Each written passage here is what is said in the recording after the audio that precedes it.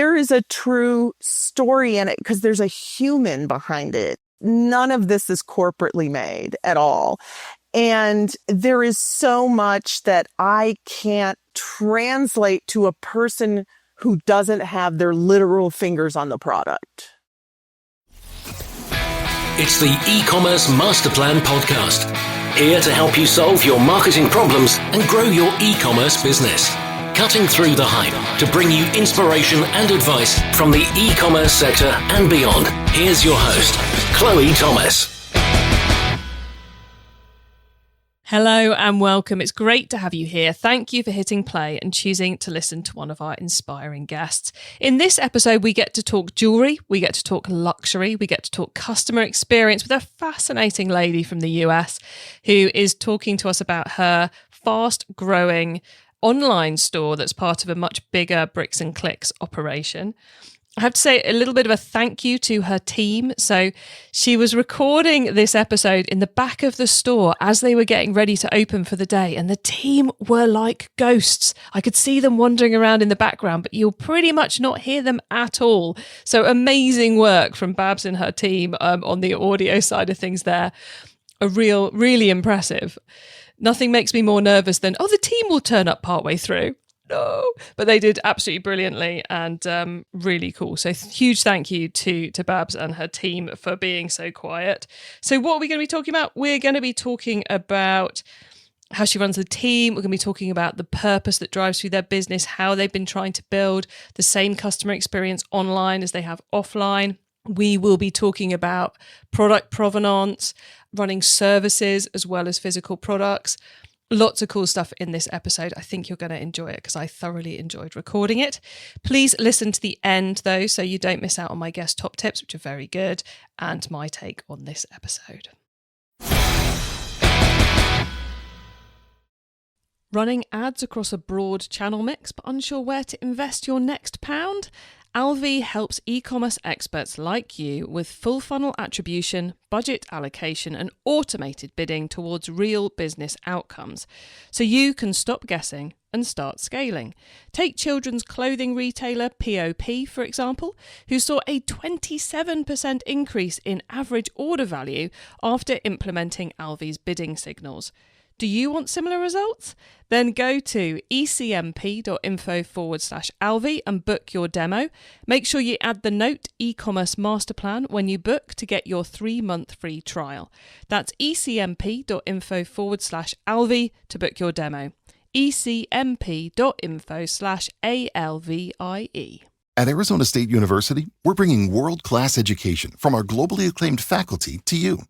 Earn your degree from the nation's most innovative university. Online. That's a degree better. Learn more at asuonline.asu.edu. And now to introduce our special guest. Babs Noelle is the ringleader at Alara Jewelry, sellers of artisanal, eco-conscious fine jewelry, both designed in-house and supplied by renowned designers as well.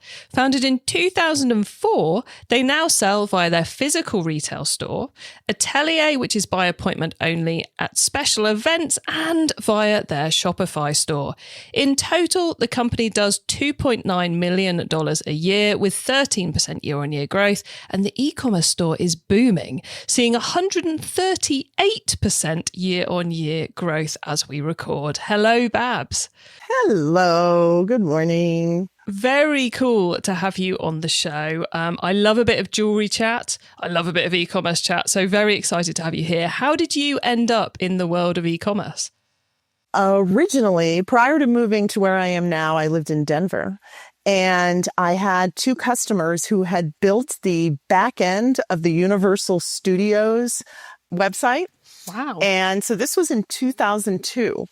And they were just enamored with me and the store I had there. And so they gifted me, which was very, very expensive at the time. And it was very much a one-off, a back end. And so I actually had a very, very early, '02 sounds really early to me, e-commerce store.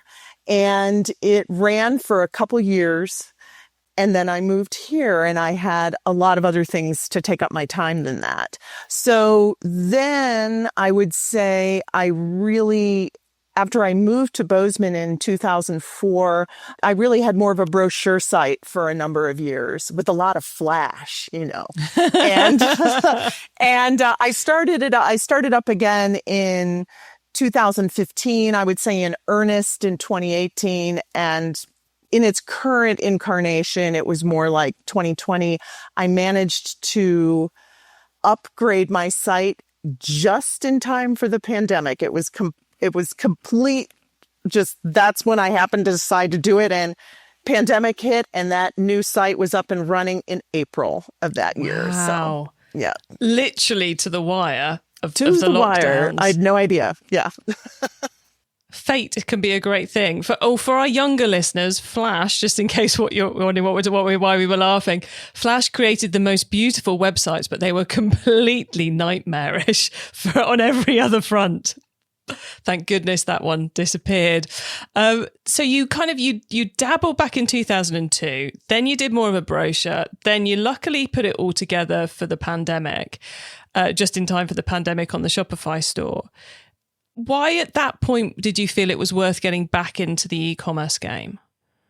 At that point, since I live in a tourist-heavy area where the Bozeman is kind of the gateway to Yellowstone National Park, and we have visitors here literally from every corner of the globe. And once you start seeing that what you're carrying in your physical store has that broad of an appeal, initially my thought was, well, it would be great if I could keep the momentum going with these people. And then I was like, well, wait a minute. Actually, what it's telling me is that there's people from all over the world looking for things like this that haven't been to this store. And so my thought on it was, since I am super passionate about jewelry being made eco-consciously, and I have been engaged in that effort since 1985, when everyone thought it was the weirdest thing that I cared about it. I mean, the 80s was just all flash and not a lot of substance. And I was worrying about where were the diamonds coming from? How was the gold being produced? Oh my gosh, I hope the labor isn't by small children. And, it was kooky then, but now I get to look back and say, hey, I was a real leader in this. And I just knew that if I could get these products that I have so carefully either made or curated into the hands of more people, that is literally one way to help in the entire endeavor of making jewelry more eco-friendly and more sustainable. So I just figured an e-commerce store was the way to do that. That's one of the best reasons for embracing e-commerce I think I've ever heard. So many bits and pieces coming into the mix there. And I definitely want to get into that sustainability bit a little bit later. First off, though, let's cover off some of the basics of the business as it is now for the audience. So you're based in America, you're selling globally. The product, all I've said about it so far is that it's eco-conscious fine jewelry. You're a fairly high price point, and you're mainly around, would it be fair to say, higher end materials with your jewelry? Yes. We actually, our range is pretty broad. I mean, I literally have things, and I think they're even on the website in the $40, $50 range, but I still put them through the same scrutiny. But yes, our average order value is over $1,600. So yeah, we're definitely a lot more in gold, platinum, diamonds, a lot of Montana sapphires because they are fair trade naturally. So that's a big deal. And they're from here. So they're starting to gain a lot of traction all over the world. So we're excited about that. Yeah. And you get to use a local resource as well, which is kind of cool. Yes, we do. Yeah. I feel like you can't often say that in jewelry in the West. You're 100% right. There's almost every state in the 50 states, they all have like a state gem, but it would be a gem that if you went to another state, they'd be like, I don't want that. It's more of it's somewhat gimmicky, kitschy, maybe, but not generally considered something fine. Like Maine has tourmalines, but Montana's the only place in the union that produces a truly durable gem like sapphire in gem quality. So Nice. Okay. And then what does the team look like? I mean, across the whole business, because you're doing production and design right the way through to dispatch. So what does the team look like? All right. So there's 12 of us. So 2 of them do strictly metalsmithing. And then we do have other people on the team who do smaller tasks involving repair and, just some smaller things in terms of production or repair. And everyone on staff, with the exception of the 2 full-time metalsmiths, are doing something on the website. But they're also doing your typical brick and mortar type of work. We're waiting on customers, we're greeting, doing all that. So pretty much everyone is involved with product photography, writing descriptions, categorizing things, which is super important for jewelry, filling the orders, customer service, because we just have our channels open all day long when we're here. So via chat, via text, phone, email, we're doing that all day long, and all of us do that. So what was your rationale to not have a web team and a store team, but to have everyone involved in every element? Well, jewelry in general, but I think very specifically artisanal jewelry. So our expression at the store is no McJewelry. That's what I'm not really supposed to use that, actually, just so you know. It's all right. We won't tell the lawyers. It's fine. Exactly. Is that there is a true story in it because there's a human behind it. It's none of this is corporately made at all. And there is so much that I can't translate to a person who doesn't have their literal fingers on the product. So it never really crossed my mind because I knew I would need to have people in store to do the work the way I want it done. And with them touching the product, I flat out don't have room for more here. Hey, teeny tiny place. So instead, I wrapped it into the general running of the business. And I think what has happened is definitely during our interview process, if someone has previous retail experience, I'll tell them, if you're used to standing around and doing a lot of nothing, you're going to hate this job.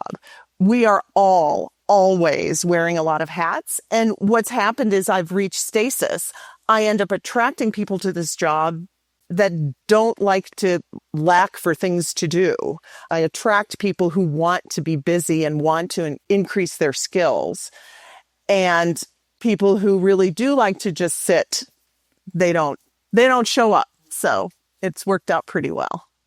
I love how that's both a like product-driven decision-making, but also mentality and culture-driven decision-making as well. Because I imagine to some extent, it's a little bit easier to keep a cohesive team when everyone's doing all the same stuff. Like there's not, why do they get to sit in the back writing copy all day? Doesn't really occur. No. And we definitely, I'll hear conversations amongst them. Yeah, can I do that? Can we swap? I'm all for it. Find your happy in my place. That's great. And I guess the one thing I need to mention is regarding marketing, there's basically 3 of us that do everything regarding the marketing of the website. So I have a marketing manager. She's off site. She used to live here though. So she knows the ethos of the store, which matters to me, and myself, and then my manager, Chantel. So she also is on that team. So we kind of do the strategy, and we have a outside team that does email flows, and we have an outside team that guides us on SEO. They do some of our SEO work, but then the main thing they do is assign us things to do so we can do it in our own voice. It's very easy to spend a lot of time on SEO without doing the things you should do. It's kind of like, or trying to teach your SEO agency how to write the copyright. If you get them to do the strategy and tell you what to do and then you execute, seems like a pretty good way of going about it to me. Yeah, I just need to buy more hours in the day, but that's okay. Yeah, don't we all though? Don't we all? So how do you balance focus between the physical retail space and the online world? Because I imagine it's, as you're talking to me now, you're sat in the back of the retail space. We've just said, the team are there doing the online tasks as well as the offline tasks. So therefore, visually around you, the physical space, the physical retail space is there all the time. So how do you balance it so you're getting the focus right between the two sales channels? Wow. I imagine, as opposed to it being that I have some sort of actual approach to the balance, is I go where I'm needed. So obviously, if we've just seen an online order come through and we have a whole bunch of people walk in the store, I call it that a bus opens up. Because sometimes that's what it feels like in brick and mortar. You'll have a lull with literally 0 customers, then you'll have 15 people in the store and 4 staff to help them. So some of it is dictated from outside of me. The fact that I have maintained my sanity means I guess I'm okay with this at this time. I would imagine that if it got to the point where all of us were saying, okay, this is just beyond the pale, we cannot possibly execute anymore, that would be time to hire. And then I wouldn't need to look at where I was going to put them. That makes so much sense, because sometimes it's if you've not got the customers appearing, then you can go, right, Tuesday and Wednesday I will spend working on this, and Thursday and Friday I will spend working on this. But when you're in that retail space, there is so little opportunity to do that. That is correct. Yeah. What I do is very much dictated by the warm bodies, for sure. But obviously, if I'm engaged in a virtual appointment with someone, that is regarded here with as much, it has complete sanctity. So that's the same as if someone came in the store and had an appointment with me that they had set for an in-person appointment. So, we can get into a pickle from time to time with not enough, folks to go around, but it's rare enough that I can't recall the last time. So I think we're all right for now. That makes sense. And you mentioned there the individual one-on-one consultations, because we've only really mentioned the physical product so far, but you do have a number of services you're offering people as well. So can you just explain a quick bit about those, please? Yeah. One of the things I really was hoping to do with eCommerce, and, bit by bit, we're figuring it out, is we would love to emulate what we have here in the store in terms of appointments, which I do things regarding custom work. So virtual custom appointments. We can do bridal styling, people trying to figure out what to wear with their wedding dress, because it is kind of a slightly special day and you're wearing a lot more stuff than you usually do. I'll do antique reproduction. So if you have a very, very old piece, but it has reached the end of its useful life, we can talk about, okay, well, yes, I'm going to go ahead and reproduce this, but just so you know, it's going to look like this piece did when it was new, not like this piece right before it completely came undone.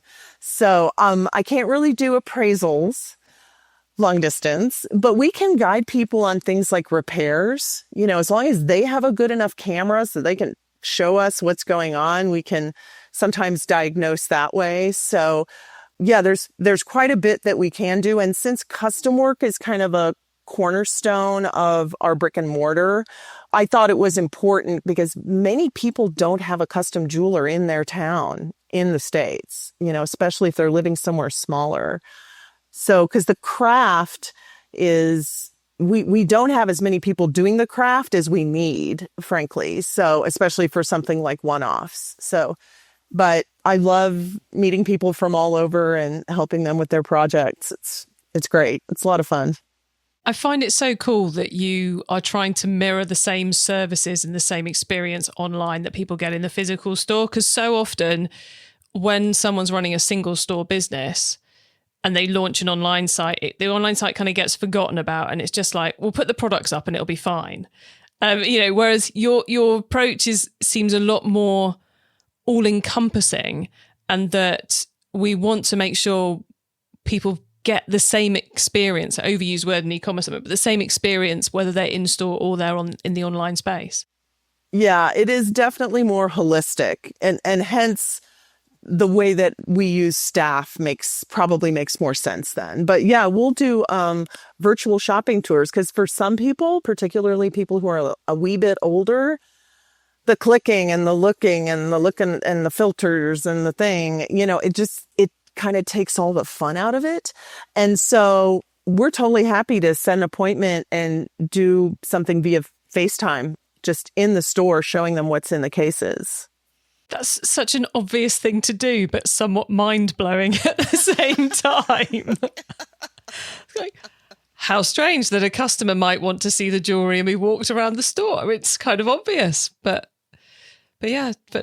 somewhat mind-blowing. Now, you mentioned about how purpose-driven you've been right since the 80s, the beginning of your jewelry career, about creating a more sustainable, ethical jewelry and kind of educating the customers as well. I think, personally, I think we're in a space where people still aren't that aware of the ethics of the production of their jewelry. Has it moved? Certainly not as much as people are becoming aware in the clothing fashion space. It feels like in jewelry, yeah, we know blood diamonds are bad, but the rest of the mix we seem to have forgotten about. Do you find that with customers? I do find it with a certain number of customers because, of course, we have our devotees who are like, they could preach it probably better than I can ultimately. But no, I'll encounter people all the time that still have a mindset of that it's precious materials. And so I'm trying to get them for as little money as I can.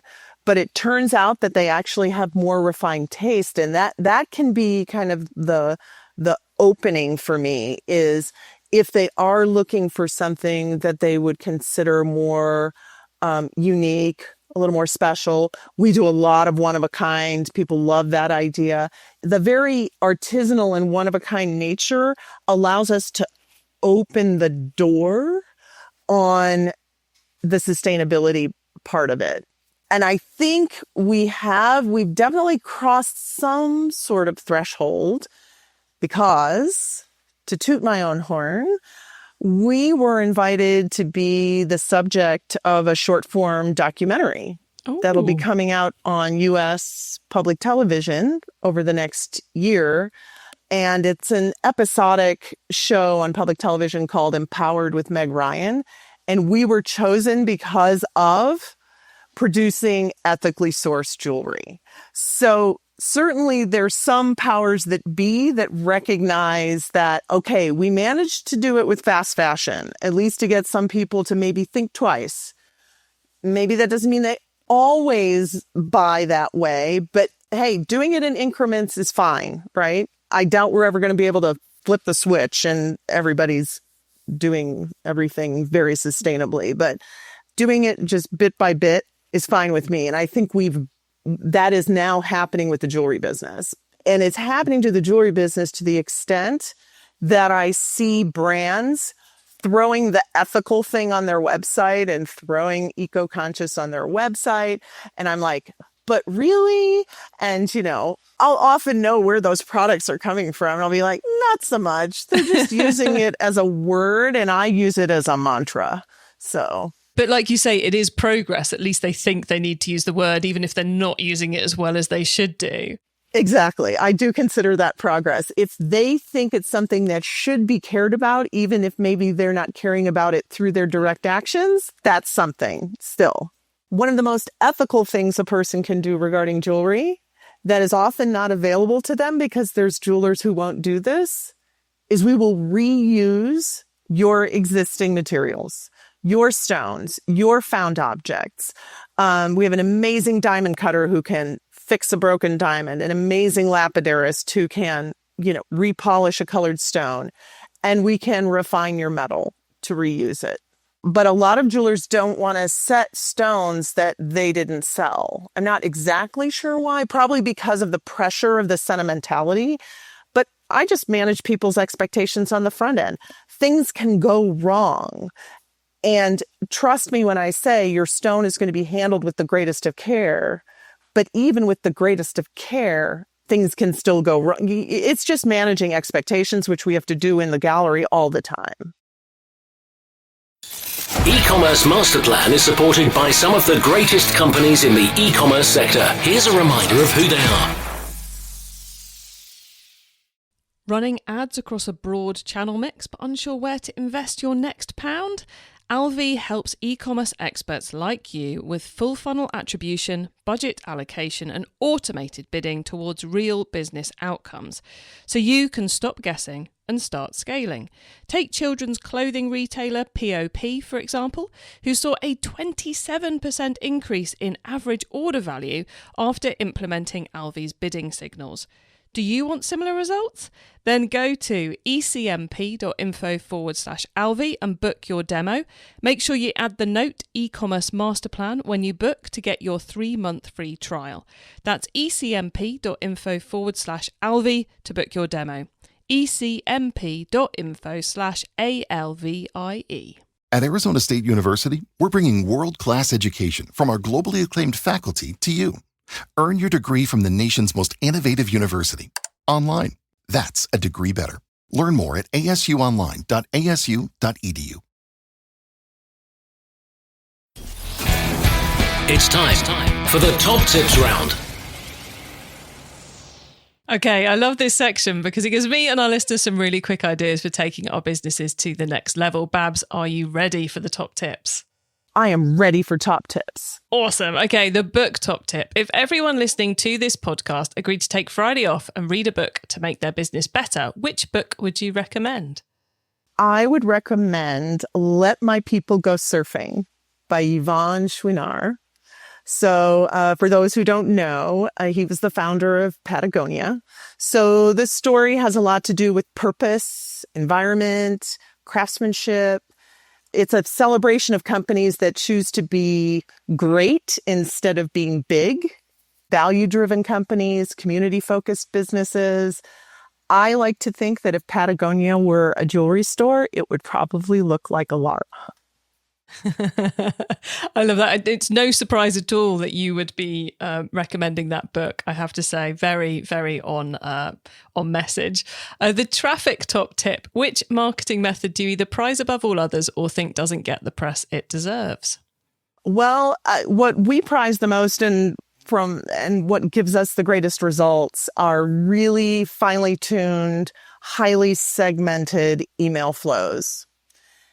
And we also do a long-term nurture that is very big surprise, educational in nature about jewelry and jewelry care. That seems to do really well for us. What we are prizing that we haven't yet done, because I want to do it the right way, is a referral program. Because in jewelry general, like physical, with the brick and mortar store, referrals, we do lots of advertising, but referrals are your strongest type of marketing. So that's something we're looking forward to doing soon.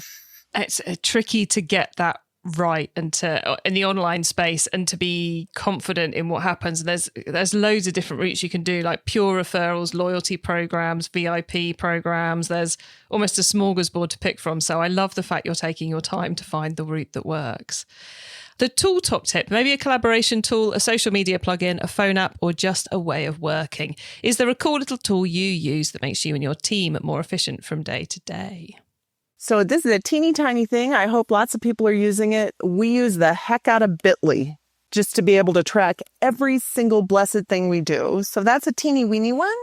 And my other one would be, I would recommend to people to take the time, and it is considerable, but to take the time to season a ChatGPT or whatever your AI thing is to learn your company voice. This brings a lot of efficiency and consistent tone to the various parts of the website I don't write, but we end up having consistency. So I would highly recommend doing that. It's not as quick as you'd think, but I would highly recommend it. Yes, quite a bit of legwork, but it'll pay off over the coming months and years. Yeah, I love that tip. Okay, the carbon top tip. What's your favorite way to reduce the carbon footprint of an e-commerce store? So I have been buying carbon offsets for our business in general since TerraPass was founded. I believe it's a UK company in 2004.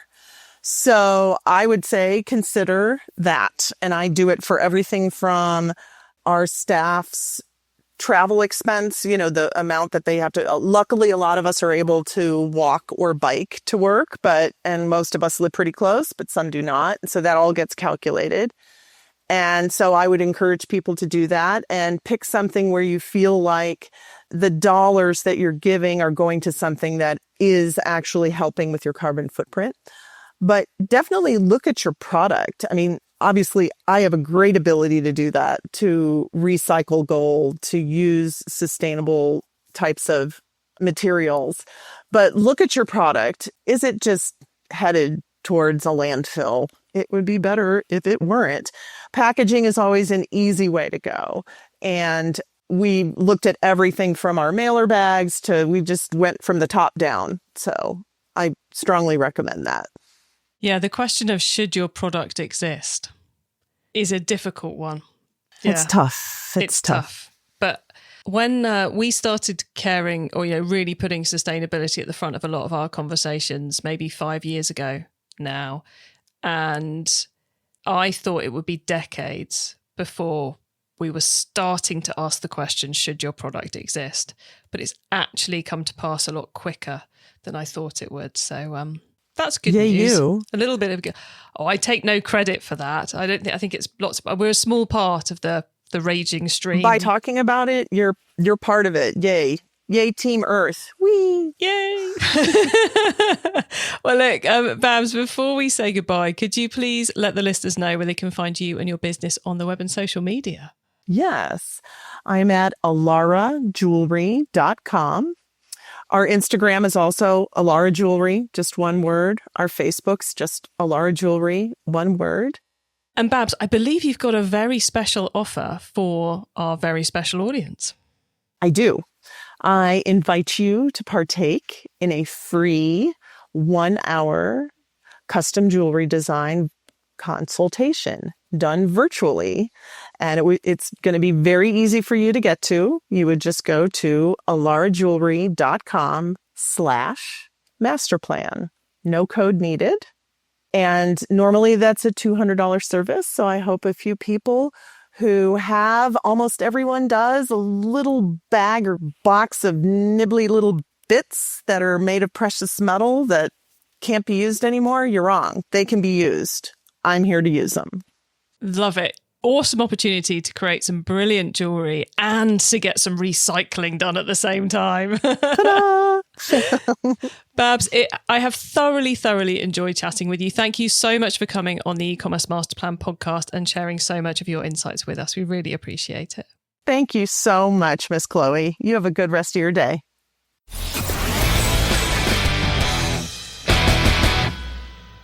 A real treat to get to chat with Babs there and explore a business which is in some ways a tiny business, one store, one website, but is doing huge turnover and has seen huge growth online in a sector that is notoriously difficult. Jewelry, and a high price point jewelry. We're talking 4 figures here, people, on their AOV. And I think as you listen to Babs chatting, you can see why it is that they are succeeding in the way they are. They have such clear focus and purpose of what they're delivering for their customers, and such a clear and straightforward, quite frankly, approach to building the right experience for those customers. Super excited to see what they do in the coming years. And that documentary, the TV documentary that's coming up with Meg Ryan, that is clearly going to be a really impressive result for them, I should have thought.